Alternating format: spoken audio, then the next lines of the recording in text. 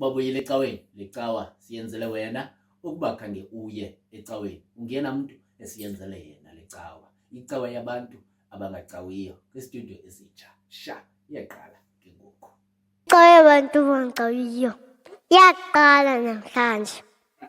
Mkhonze ngoba le icawa yabantu abangacawiyo masithabathe ke ithuba siyibulise kumuntu wonke osibukeleyo kwindawo zonke nisibukeleni kuzo siyibulise kumuntu wonke osimameleyo kwindawo zonke enisimamele nikuzo siyanamkela ke kwesi siqendu sanamhlanje secawa yabantu abangacawiyo igama lam ndinguSihle Bonani andiyamidedwa ndihamba nomkhonzi igama lamakhosikazi malibongwe imbokodo imbokodo zakwethu masibulise ke kwimbokodo zomzantsi Afrika imbokodo zelizwe lonke liphela kodade ubhuti osisi na kuye bonke ke ontanga ngelihle lomvukeli wethu uKristu igama lami ke ndinguAnyeleka Mnguni sithemba ukuthi sohlala songede kufikelele ala xesha lethu lokugoduka ba bawo yabona ke xa sithetha bawo ngexesha lembokodo okanye kule ndawo sikuyo bawo kudla ngokuthiwa indoda yokwenyani bawo indoda ekwaziyo ukuxolisa kuthiwa udla ngokuthi abantu abatshatileyo bawo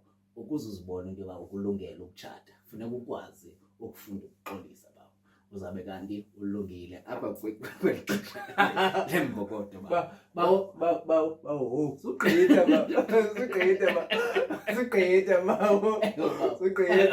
wathatha tips zokutshata bawo sekusondele no bawo ndichokola eyona ndawo endiya kuyo ndiya kule ndawo yokuxolisa bawo ngoba sithi abantu ababeni ukuba ukhona ke okhoyo andazi alindele uba mhlawumbi lo nyaka awunophela uba uphelile lo nyaka lecawa sinzile engaxolisanga bawo sondela kule nto yokuxolisa bawo iveki zimbini bawo utechnical esifeyila ba and uyasifeyila kakhulu ngoko ke bawo njengoba ke ndizama ukusondela bawo kufuneke sifunde ukuxolisa bawo sivele saqhuba kule veki pheleyo okanye kwezi ntsuku siqedile sivele saqhuba kodwa ke bazalwane sicela uxolo ubuxhakaxhaka bethu abukho buxhakaxhaka kakhulu ngoko ke ngamanye amathuba ke kuye koyisakala okanye kula mathuba esikuwo kunento imane soyisakala siyazama ke into yokuba siyijonge sizama ukuyilungisa ke loo nto uba ke kuye kwenzeka into yokuba ingalungiseki kule iveki sizayicelela uxolo naloo nto kodwa ke siphezu kwayo bazalwane siyicelela nje uxolo kakhulu singabi ngathi senza bawo singabi ngathi bawo senza nje abantu abasibukelayo because siyabuzwa ngosinto yokuba kwenzekeni ngoba besilindele ngoku ingathi xa simane sithi qho ngecawa igqiba ngecawa kungaveli into bawo icawa bengulesithathu bawo engathi yimini yolutsha bazalwane siyayixolisela kakhulu loo ndawo ke bawo bawo phambana nje uthethe mandiwenze bawo nam amazwi okuxolisa on behalf of i-team yecawa yabantu abangacawiyo we cannot start into we invest ixesha lethu we invest yonke into esinayo just ukuthi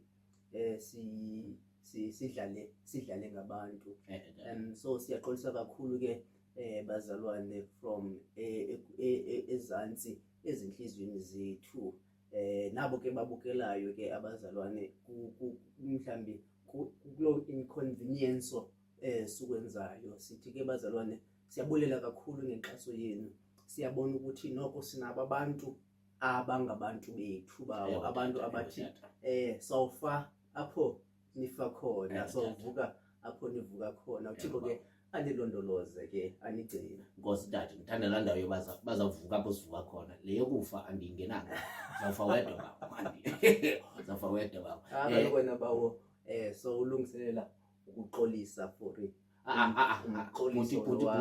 Buti phatheka ba kusecaweni masithandaze baba bawethu osezulwini yisewe Nkosi yethu enguYesu Kristu ekhulweni Thixo wethu eyingcwele sisondela phambi kobuso bakho Thixo wethu sizazi Thixo izinto esizizo, sizazi Thixo nokona kwethu. Ngoko ke Thixo sisondela phambi kobuso bakho sisithi usixolele izono zethu. Thixo wethu oyingcwele, yanqwenela nokuthi njengokuba nathi sibaxolela abasonayo thina, kodwa ke Thixo izazela zethu Thixo wethu ziyazi into yokuba ezinhliziyweni zethu ikhona elasuntswana lingafuni ukuxola. Thixo wethu onamandla, ngenxa yokuba abanye abantu Thixo baqhela abanye abantu bengenalusini Thixo wethu oyingcwele. Ngoku ke Thixo uthi umuntu akucinga into yokuba ndingamxolela njani Thixo wethu oyingcwele, kodwa wena uThixo wethu onoxolo. Kunjalo nje uxolo lunxunyaniswa negama lakho. UnguThixo luxolo, unguThixo luthando. Ngoko ke Thixo sikwazi ukulandela wena Thixo wethu oyingcwele singenalo uthando Thixo wethu, kodwa ke ngakumbi singenalo uxolo Thixo wethu oyingcwele. Ngoba Thixo ihlabathi eli Thixo wethu lihamba linezicethi, linenduli Thixo wethu. Ihlabathi eli lineziginqi Thixo wethu, linamagobhe Thixo wethu oyingcwele. Ngendlela Thixo sinyathela ngayo Thixo sizibona sikhubeka, ngamanye amathuba Thixo wethu sizibona sikruneka Thixo wethu, kodwa ke Thixo ngamanye amathuba Thixo wethu sizibona sigileka kwabanye abantu Thixo wethu oyingcwele, singaqondanga Thixo sinyathela ikonsi Thixo wethu oyingcwele. AmaXhosa ke Thixo awadibani nokunyathela ikonsi Thixo wethu, ngoba Thixo wethu ide isetyenziswe Thixo njengesafobe Thixo, into yokuba undinyathele ekonsini bengenakuthini ke nam Thixo wethu oyingcwele. Ngoba Thixo ingqumbo Thixo wethu siyithatha siyithwale entloko Thixo wethu, kuba sifuna ukubona into yokuba thina sibhinqa ngantoni Thixo wethu oyingcwele. Kodwa ke Thixo kule nyanga Thixo wethu yamanina Thixo wethu oyingcwele, umbhinqo Thixo masiwubone Thixo wethu ngowabazali Thixo wethu nabantu ababhinqileyo Thixo wethu. Sisazi into yokuba oku Thixo wethu kukundiliseka noba wenzelwa isidima Thixo wethu oyingcwele. Nothi Thixo wethu into yokuba makuvezwe into yokuba isimilo somntu sime njani Thixo wethu oyingcwele, njengoba wakhe wathi umbhali Thixo wethu mazibe kanti izinqe zabantu Thixo wethu zibhinqile Thixo wethu oyingcwele. Into Thixo eveze ukuthi Thixo wethu kufuneke nje abantu behlali bexhobile Thixo wethu, kodwa ekuxhobeni kwethu Thixo wethu ingangathi sixhobe izixhobo zothando okanye Thixo wethu ezoxolo Thixo wethu oyingcwele. Ngoba Thixo sekulithuba Thixo wethu nelizwe eli lethu Thixo lineziqholo Thixo wethu, linembhodamo Thixo wethu wokulwa Thixo wethu komuntu omnyama kwakunye nomnye umuntu omnyama Thixo wethu oyingcwele. Abanye Thixo wethu kungenxa yenqele likakhetsekile Thixo wethu oyingcwele, abanye bazama bezama kwabanye abantu Thixo wethu oyingcwele. Ngoko ke Thixo ngenxa yokuba umuntu ebona kuzanywa kuye Thixo wethu athi lo undinyathele ekonsini, ngoko ke kumele aphoselwe ngaphandle Thixo wethu okanye ndimbonise into endiyiyo Thixo wethu oyingcwele. Ngoko ke Thixo sisondela kuwe sisithi Thixo yehlisa uxolo Thixo wethu, ngoba umuntu omnyama Thixo yintlekisa yokuba akakwazi ukuhlala kakuhle nomnye umuntu omnyama Thixo wethu oyingcwele. Yakhe yabona nangumculi into yokuba umuntu omnyama akafuni ukumbona omnye siya phambili Thixo wethu oyingcwele, ngenxa yokuba Thixo wethu andazi nokuba yindlela mhlambi ekucinezelwe ngayo umuntu omnyama yadingqondo Thixo yayamkela into yokuba umuntu omnyama asiyonto yanto Thixo wethu. Uthomnye xa ejonga omnye kugcwala irhatshi Thixo wethu oyingcwele, ingangathi Thixo wethu omnye uzawuthatha isichopho somnye Thixo wethu oyingcwele. Akukwazi Thixo into yokuba abantu baphilisana ixesha elide Thixo wethu oyingcwele, ngenxa yokuba befana ngokwebala Thixo wethu oyingcwele. Thixo wethu ingangathi asifundi kwezinye inhlanga Thixo wethu ezikwaziyo Thixo wethu ukubumbana Thixo wethu oyingcwele ukuze Thixo wethu bakwazi ukwakha isizwe eso sabo Thixo wethu oyingcwele. Ngoko ke Thixo ngalomzuzu Thixo wethu yanga Thixo wethu xa simane sithi sithandazela amanina Thixo wethu singathandazeli kuphela Thixo wethu into yokuba bakwazi Thixo wethu kukhuseleka Thixo wethu oyingcwele, kodwa sithandazele nokuba Thixo bakwazi Thixo wethu ukuba zizikhukukazi Thixo wethu abazizo Thixo wethu ukwazi ukukhulisa Thixo wethu isizwe somuntu omnyama Thixo wethu oyingcwele. Ngoba Thixo amadoda Thixo andazi Thixo into yokuba ayakwazi ncakasana ukukhulisa umuntu Thixo wethu oyingcwele. Ngoba Thixo wonke umuntu okhulileyo uThixo umuntu omdala Thixo wethu oyingcwele uthi umane buya umva Thixo wethu amane sithi kunjenje kungenxa yokuba umama wandenza ndaba yile ndoda endiyiyo Thixo wethu oyingcwele.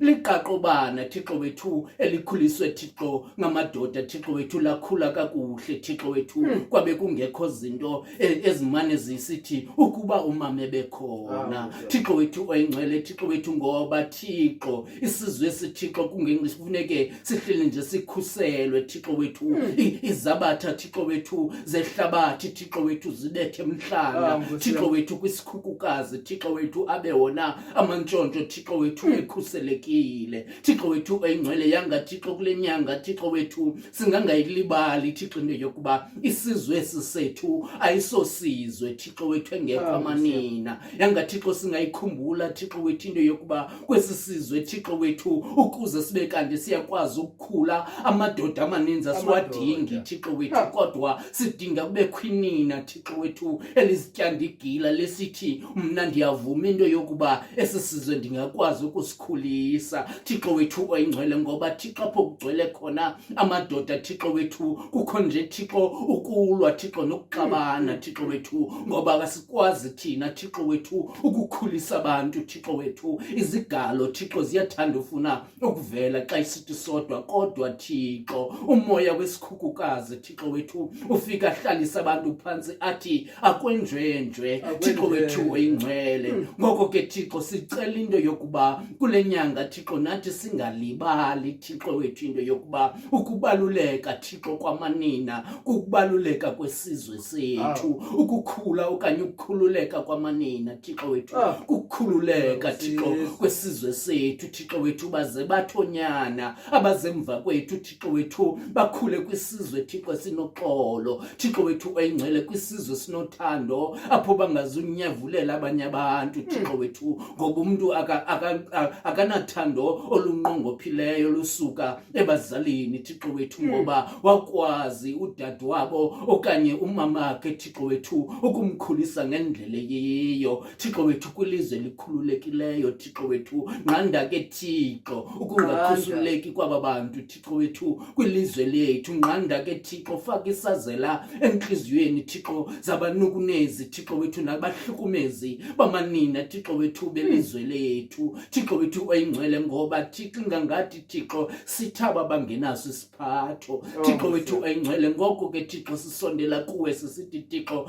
Thixo uba mhlambi zange sifundiseke sisebancinci Thixo wethu khawufaka ukufundiseka enhlizweni ngalomzuzu Thixo wethu oyingcwele. Aninqoneli Thixo into yokuba ithatha ixesha ingangathi zizifundo ezawuba necertificate Thixo mayitshintshe le meko ngalomzuzu Thixo wethu oyingcwele. Ngoba Thixo asikwazi ukuqhubeka xa kunje Thixo wethu, asikwazi ukuya phambili Thixo xa ungakhuselekanga bona abantu abanokumisa sizizwe Thixo wethu oyingcwele. Ngoba Thixo ubumnyama bethu Thixo wethu, ibhongo neqhayiya lethu Thixo wethu luxhomekeke kwindlela esiphatha ngayo Thixo abona abantu esimela siyabakhusela Thixo wethu. Ume Thixo ukuthi ndiyakwazi uma ndithi mna ndingumuntu omnyama okanye ndingumXhosa ongangqengwanga, ngoba ndiyazazi imfundiso zobuntu Thixo wethu. Ilizwe elilethu linegama Thixo elilikhuphe kwihlabathi, eyona export Thixo ebalu ebalulekileyo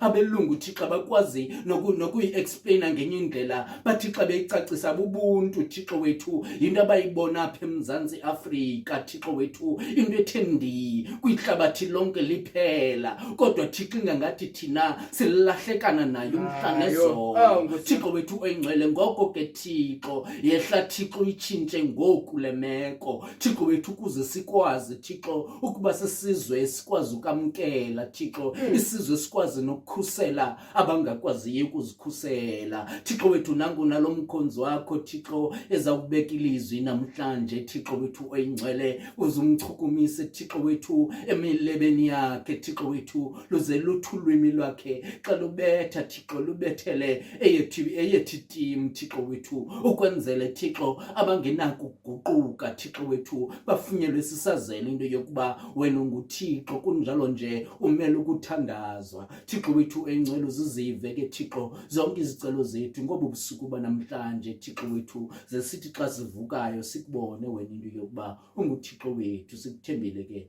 ngoYesu Kristu ngoku nangona phakade amen. Bawo wethu osezulwini mani bathembo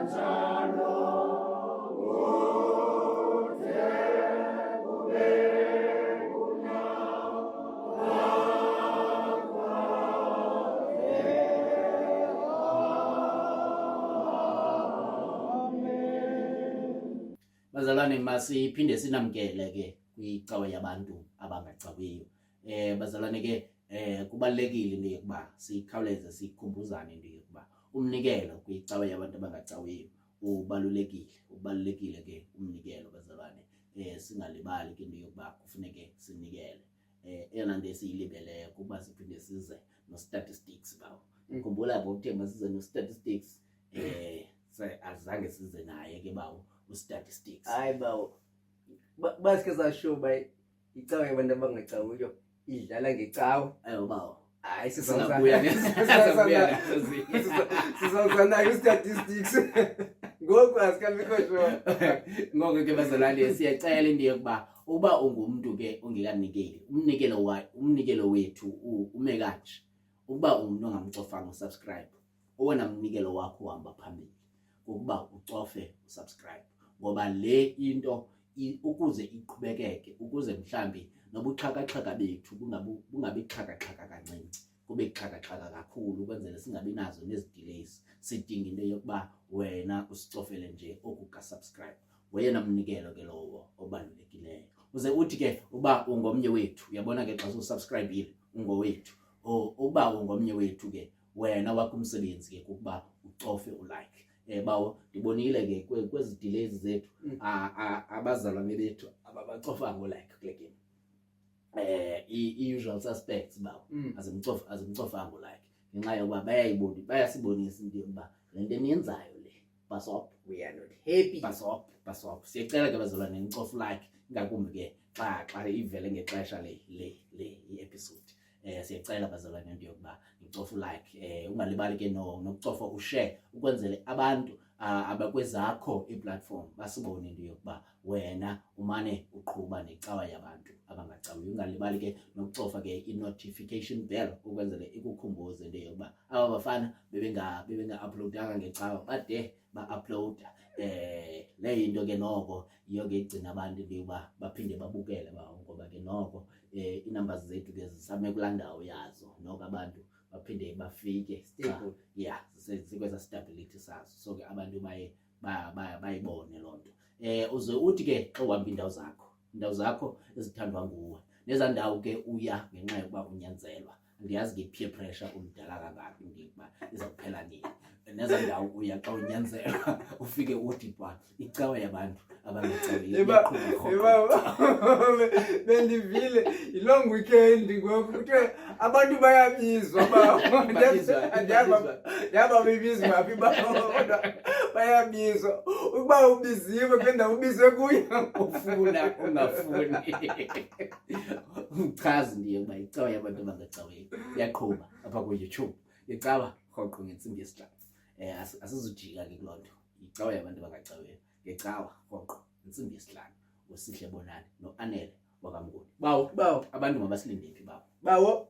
Siyacela abantu basilinde, noba ubiziwe noba uziyele. Ewe tata. Kodwa siyacela ukubana uzilinde kule ncwadi ye-Deuteronomy isahluko sesibini ivesi leya yesithathu. Deuteronomy chapter 2 verse 3 emveni ke kwale ingoma. Awu i-favorite ke le bawo abantu abaninzi. Oh Yesu walila, oh Yesu walila, oh Yesu walila,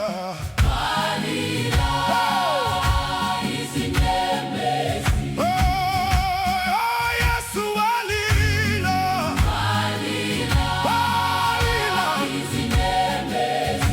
agakalu ya ponga.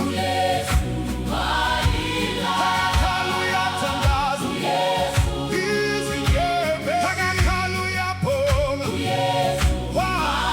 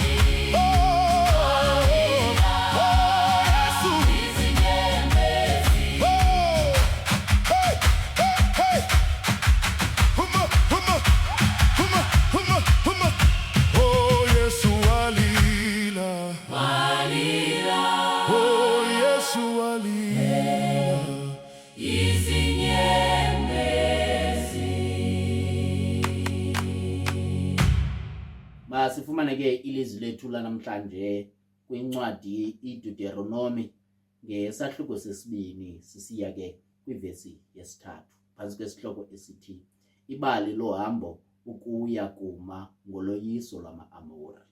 iDeuteronomy chapter 2 sisiya pha kuverse 3, ibali lohambo ukuya kuma ngoloyiso lwama-Amori. Bawuke saqala pha kwivesi yokuqala. Ifundeka ke ngolu hlobo. Sanduluka sabheka entlango ngendlela eya elwandle olubomvu. Njengoko uYehova wathetha kum, sayijikeleza intaba yakwaSeyire imihla emininzi. Wathetha uYehova kum wathi, kukade niyijikeleza le ntaba. Bhekani ngasentla ubawisele abantu umthetho uthi, niyakugqitha nje emdeni wabazalwane benu, oonyana baka-Esawu abami kwaSeyire. Baya kunoyika ize nizilumkele ke kunene. Eli lilizwi lenkosi. Inkosi mayisikelele ukufunda kwelizwi layo ngoYesu Kristu ngoku nangona phakade. Amen.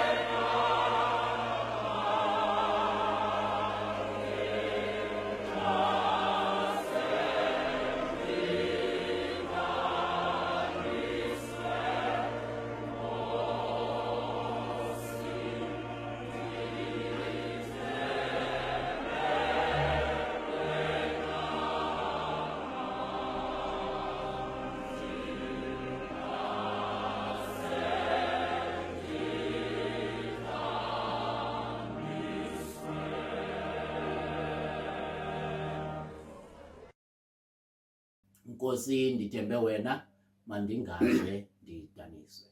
Bawo siza kuwe ke ngoku. Bawo mandiphinde mandibulise kubaphulaphuli abamameli nababukeli kwindawo abasibukele nabasiphulaphule bekuzo ngelihle lomvukeli wethu uKristu. Lena ke iseyiyo icawe yabantu abangacawiyo. Bawo kwendawo ke bese kufundwe kuyo masiyifundeke kukade niyijikeleza le ndaba. Bawo bona apha sibaliselwa ngohambo Ewe tata. enhlango labantwana bakaIsrayeli. Sibona bejikeleza enhlango abantwana bakaIsrayeli. Ewe tata. Siyazi ke uhambo labantwana bakaIsrayeli bekumane kubonakala indlela abamthanda ngayo nabamhloniphe ngayo uThixo. Ewe tata. Kuphinde ekuhambeni kwethuba kubonakale indlela abamqhele ngayo nabamnyevulela ngayo uThixo. Ewe tata. Kubonakale ukuthembeka kwabo nokungathembakali kwabo uThixo. Kubonakale izibetho zikaThixo. Kubonakale uthando lukaThixo. Kubonakale uThixo ukugcina kwakhe kanye ukuligcina kwakhe ilizwi alithethileyo emntwini. Ngoku sibabona emveni Nkosi yami. bebaliselwe ngulo tata uMoses indlela abayihambileyo. Ewe Nkosi yami. Basuswa kwenye indaba bazobekwa kwenye indaba. Ewe bawo. Sibabona intsuku bejikeleza le ndaba. Ewe bawo. Sibabona behamba bengena direction. Sibabona behamba ubusuku nemini. Ewe Nkosi yami. Bengazi apho basuka khona nalapho baya khona. Ewe bawo. Kodwa ngoku kuvela umkhombandlela othi bazalwane kukade nijikeleza le ndaba. Ewe Nkosi yami. Bamiswa nje umzuzwana bantwana bahle bedinga. Ewe bawo. Besithiwa hayi ngoku makhenime kudala nizenzela elihlobo nicinga ubana lilungile emehlweni. Wangenelela ke uThixo ongenelelayo emveni bana amacebo ethu siwenzile thina bantwana bahle bedinga. Emveni bana ingqondo zethu emveni bana amandla ethu ehambe aphelela endaweni bantwana bahle bedinga. Avele eme uThixo ngoba uThixo bakhe athi ngoku lifikile elami ixesha ndikhombe indlela ndinibonise ukuthi kufaneleke ukubana kwenzeka ntoni na bantwana bahle bedinga. Into endizokuzama ukuyithetha yilena ithi emveni kunyakanye emveni amanina ngexesha ayebheka kwi-Union Building esithi bana phantsi ngepasi bantwana bahle bedinga. Emveni ngoku sibona amanina ezama ukujikeleza ezama ukulungisa bantwana bahle bedinga. Kuyacaca ukuthi bantwana bahle bedinga amadoda anga umhlawumbi yinto yokulwa bona bantwana bahle bedinga. Kodwa isisombululo esibonakalayo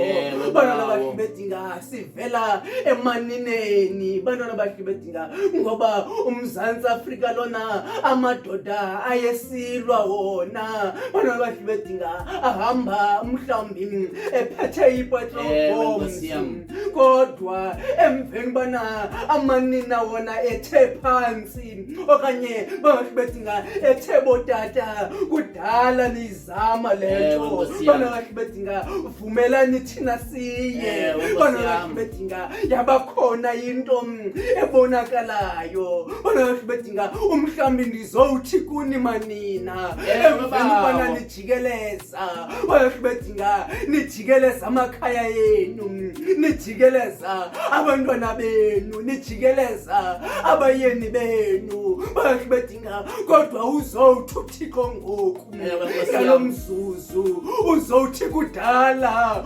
uyijikeleza lengxaki ujongele nayo nyukela ngasehla ngoku sizokunikwa ke okanye nizokunikwa amandla bahle bedinga okanye nizokunikwa umkhomba ndlela othi kudala uyizama lento bahle bedinga yeke ngoku bahle bedinga nyukela ngasehla bahle bedinga sizowuthi impendulo zakho nina bahle bedinga ziphezulu endabeni sizowuthi nina elixakene nezinto bahle bedinga elixakene nomthwalo wefamily emagxeni alo elixakekayo nabantwana sizowuthi ngoku nyukela ngasentla impendulo zakho zingasentla uYesu uze ngokwakhe kule meko ujongene nayo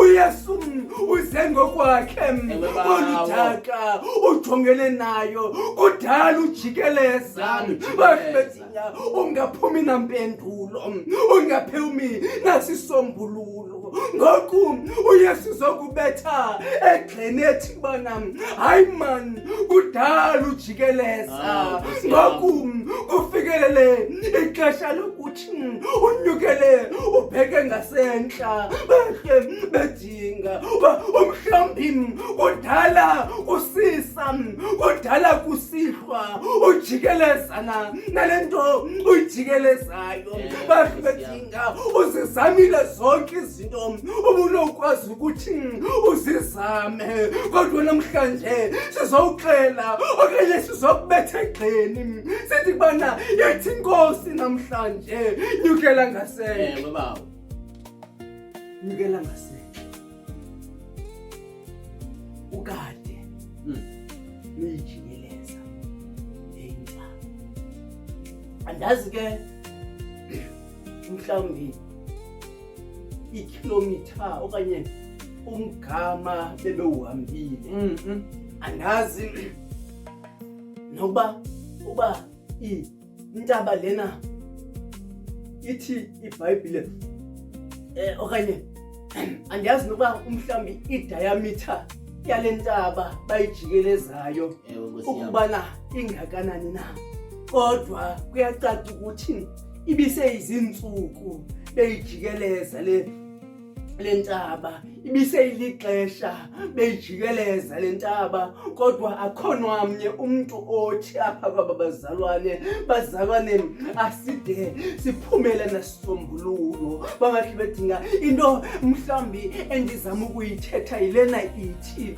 bazalwane ningakwazi ukuthi bantu babahle bedinga ningamagorha okuthandaza babahle bedinga nibe nijikeleza ndaweninye babahle bedinga liphele ixesha litshoni ilanga liphinde liphume kodwa uThixo engekathethi ngokwakhe athi bana kukade nijikeleza lentaba bahle bedinga akuzuba kho sisombululo apho bahle bedinga into endizama ukuzoyithetha ilena bahle bedinga nyamezela kule ndawo ukuyo ade atsho ngokwakhe uThixo ukuthi kukade nijikeleza lentaba andisihla ke xa igoduka sizokuthi kubantu abathi bazama izinto nokuba yintoni na oyizamayo. Ungayizolo kungakulo nyaka ewe phela, Nkosi yami.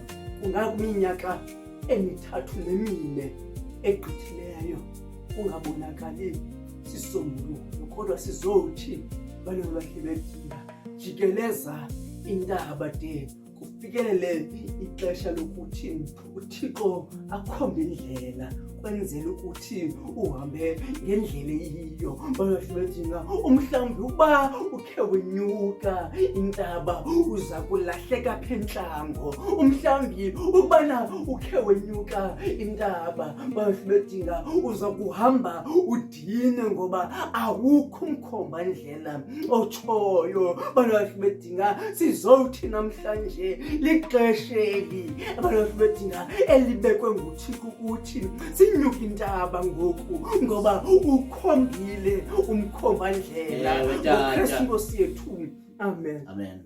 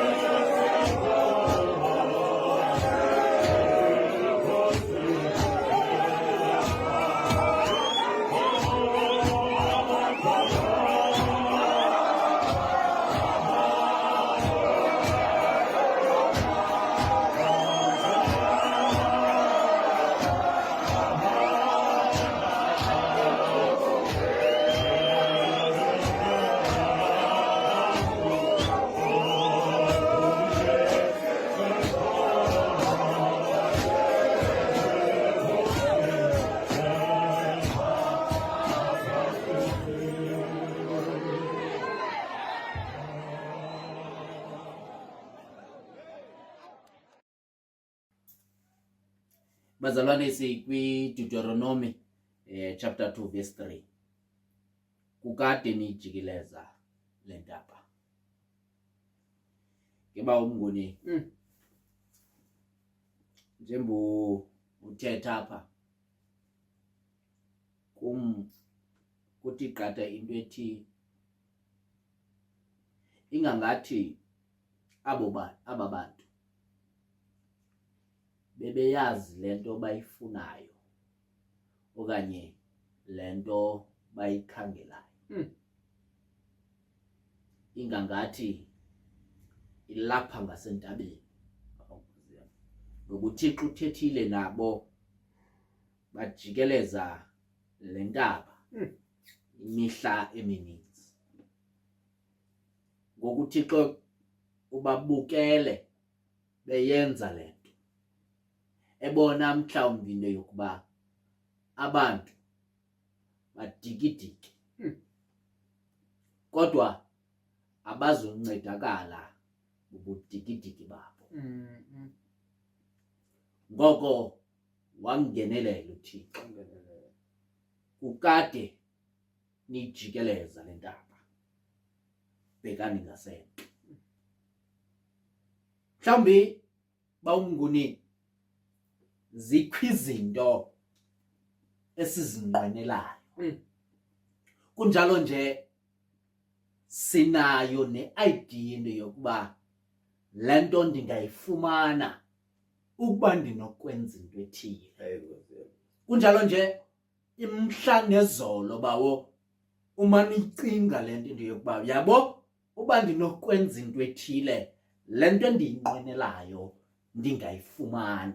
Abanye bethu bazalwane bayayazi into abayifunayo kodwa ingangathi abade bayinyuki indaba kodwa bahlala nje apha kule nto into yokuba ukuba ndinokwenza into ethile. Bantwana bahle bakaThixo, ukuba bawumnguni ndinoyifaka la CV okanye ukuba ndinoyiqala le business, izinto zam zingayeka ukuba yile ndlela eziyiyo. Abumntu ehleli kuloo nto, i-idea ihleli nje isentloko into yokuba kushort into ethile. Bantwana bahle bakaThixo, namhlanje bawumnguni uThixo uzosixelela into yokuba le nto iyibonayo le ntaba ongakuyo udigidiki kudinga into yokuba ngoku lo mnyango kudala ucinga into yokuba mawunkqonkqoze kuwo nkqonkqoza. Bantwana bahle bakaThixo, ukuba mhlawumbi bekudinga into yokuba ucela imali ethile for isponsor, yenze loo nto ngoba kudala uyijikeleza indaba. Bantwana bahle bakaThixo, ndiyoyika mani kodwa ndingancedakala bawumnguni into yokuba ndinokuya phaa kulaa ndawo. Bantwana bahle bakaThixo, kodwa eyona nto endiyonqenayo ndiyoyika. Bantwana bahle bakaThixo, ingangathi bangangavumi namhlanje uthi uThixo yiya. Bazalwane, mhlawumbi eyona nto esibangela singaphumeleli kuba asiyi okanye aside siyinyuke indaba. Bazalwane, siyazazi into yokuba sifuna khona bawumnguni amathuba okuba sizazi into yokuba sifuna uya kweli cala kodwa ngenxa yokoyika ukunyuka intaba singade siye. Mhlawumbi bazalwane, ngamanye amathuba bazalwane, ndiyayazi imeko into yokuba ngamanye amaxesha ayisivumeli kodwa mhlawumbi ngamanye amathuba sisike singqunge kakhulu singade siye kule ndawo efelithona. Namhlanje uthi uThixo yiya.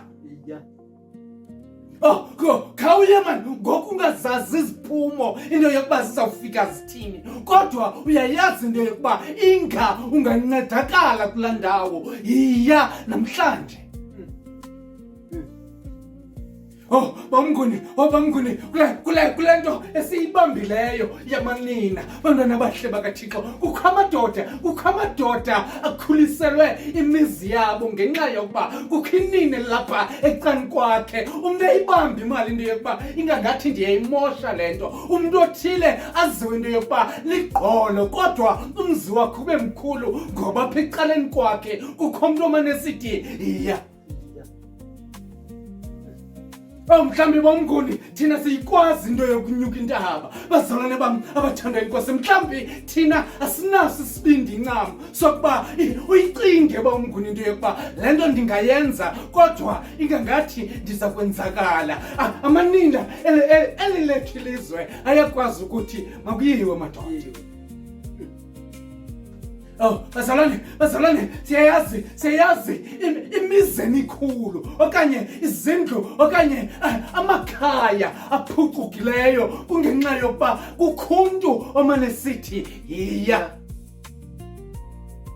Nabantu bawo abaphumeleleyo apha ebomini, abantu abaphumeleleyo apha ebomini bawo ngabantu ii-ideas ezizabo bawo bazicingile nje, abahlala kunye nazo, baqondile yokuba mabanyuke intaba ngoba bawo ukujikeleza intaba akukho ncedo ekujikelezeni intaba. Ewe bawo intle yona i-idea kodwa i-idea kuphela ayizukunceda nganto loo nto. Ukwazi into yokuba kumele wenze ntoni ayizukunceda nganto loo nto ngoba eyona nto eza kunceda kuxa unyuka intaba. Uthi lo mfo kudala bazalwane ninyuka le ntaba, ngoko kudinga ixesha. Kukho ixesha apha bawumnguni kuzawufuneke uyekile ukujikeleza, uye kuyo ngqo le nto kumele uye kuyo. Bantwana bahle bakaThixo, namhlanje sizokuxelelwa loo nto bawumnguni, into yokuba ewe kona akho amathuba apho uzawustrategize khona, apha akho bawumnguni amathuba apho uzawuhlala ukucinge utya amathambo engqondo ungangathi ngubradaki, kodwa kuzawufikelela ixesha into yokuba amathambo engqondo uwatyaphele kodwa kufikelela ixesha lokuba unyuke intaba. Namhlanje sizokuthi kudala usithi uzawuya iya. Bazalwane, namhlanje kubalulekile into yokuba sikhe sisuluthuli ezitangweni zethu ngoba kumele sithathe uhambo. Bantwana bahle bakaThixo, mhlawumbi kudala umile kule ndawo ume kuyo ucinga into yokuba uzawude wenze. Namhlanje lixesha lokuba uthathe unyawo oluya phambili.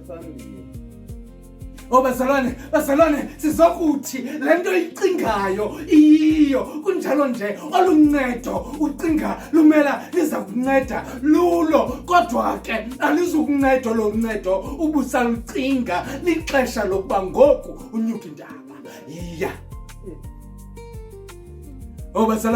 Bazalwane, namhlanje uThixo uzokuvumelana nathi bawumnguni. uThixo namhlanje uzokuvumelana nathi. Uthi uThixo namhlanje le nto icingayo yiyo, nyuka intaba mandaba. Sukoyika kakhulu. Ingxaki yethu kukuba sithi siyibona into yokuba le nto inganceda abantu abaninzi, kodwa ngenxa yobukhulu bayo le nto esingayenza siyoyike. Namhlanje uthi uThixo sukoyika kakhulu yiya.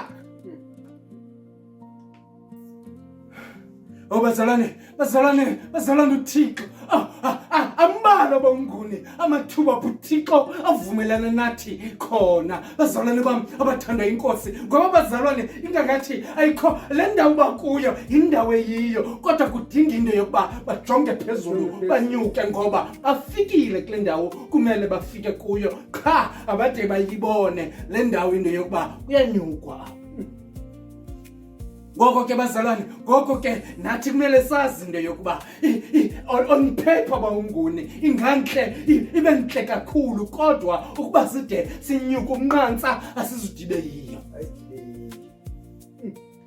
Bazalwane namhlanje uThixo namhlanje anisikelele, kunjalo nje angayeki uThixo ukuza nezingcingane ezintle sezingqondweni zenu, kodwa uThixo yanganinika namandla into yokuba le ndaba nijongene nayo ninyuke.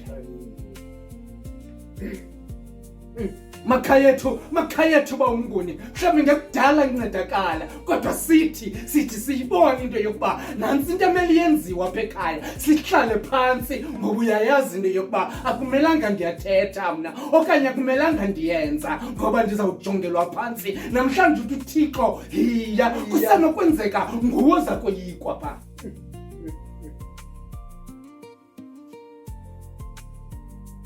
Bazalwane, Thixo nisikelele, andithambisa nqalisa uThixo. xa nicinga ingcingane zenu, xa ni-executor ii-ideas zenu, uThixo abe kunye nani, ngoba nina namhlanje nithathe isigqibo sokuba intaba kudala siyijikeleza, ngoku siyanyuka. Lizwi lenkosi elivuke ubumnyama kubaleke. Makasikelele uThixo ilizwi ukufundwa nokushunyelwa kwalo ngoYesu Kristu okunangona phakade. Amen.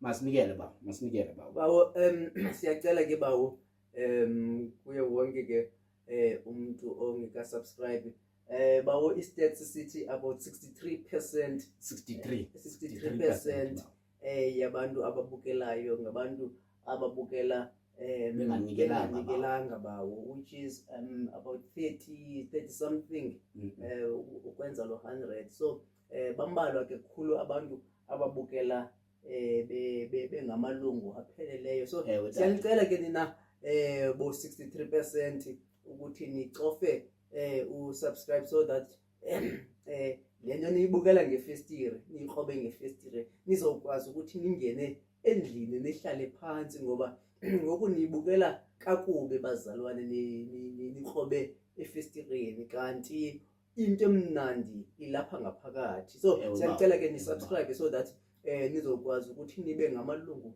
apheleleyo ngexesha ke elifanelekileyo, sinise emlanjeni kwenzela ukuthi siniphawule ukuthi nina ningamalungu ecawe yabantu abangacawiyo. Uba ke somcofile usubscribe, ungalicofa ke alaqhosha lo notification bell kwenzela ukuthi lukukhumbuze xa icawe yabantu abangacawiyo iqala. Ucofe ke ulike, ungalisebenzisa nalandawo yokukhomenta kuthiwa i-comment section, uchaza ukuthi mhlambi ufuna okanye usimamele ubulisa abani kwindawo osimamele usibukele ukuzo, kwindawo ke esihamba kuzo, kwindawo esimenywe kuzo, kwindawo esingamenywanga kuzo, because izaba imilo kule mpela veki. Abantu bangene, abanye bazokuya bengabizwanga, abanye baye bebiziwe. ingquba kaxaka bawo. Yiloo nto iyo bawo. So ke ubana awuphambana ulwe ungathi ukuthi icawe yabantu abangacawiyo. Sibonile ke bawo ikhona imihlangano ekhoyo bawo, bendibonile lambutho otishara useKapa, omama nabo kule mpela veki bayigqibezela eKapa kule cawe yaMarhabe. So bomama siyanicela, botishara kwezo ndawoni kuzo kulo Kapa, ningathi ukuthi icawe yabantu abangacawiyo iyafumaneka apha ku YouTube. Bexesha ke ngulo mzalwane wakabonani, ngamanye amathuba ke shem yomane umbhaqa ehamba noanele wakamnguni. Ewe bawo, yebawo isitulo bawo sinyuke indaba okanye sehlile endabeni bawo. Yebawo bawo kukho laa nto ithi few minutes later. A few minutes later. Boom. Baba senyuka sehlile Ehlile baba. sithi thina makunyuka intaba baba siyehla sehla baba Ba ukunyuka kwakho sehla so. Nkosi yami. A few. Ayizakubulela lapha ku technical. Bawo masivale baba. Ba uhlele pheleni ngo. Bawo masivale. Uthe akunyuka bawo sehla. Bawo. Wavela bawo iphele. Wavela unophele. Nkosi yami. Container. Nkosi yami. Container. Container. Must be a container. Awu masivale. Masamkele nike insikelelo.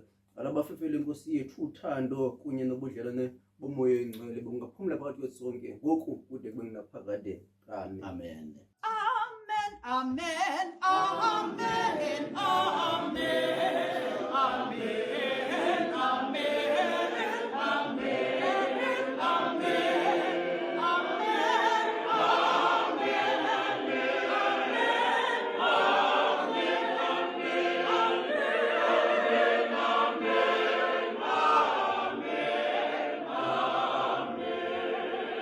Ukuba buyile ecaweni licawa besiyenzele wena ukuba khange uye ecaweni ungiyena umuntu esiyenzele yena lecawa icawa yabantu abangacawiyo ibiqhutywa nguSihle Bonani engambi yedwa ehamba noAnele wakamnguni masiphinde bazalwane sidibane kwelinye ixesha elizayo le icawa yabantu Abangacawiyo. Ningalibali ukuthanda Thixo thanda zika baba yeni no container. enkosi. Yo, Papa yini, Take three. Papa yini.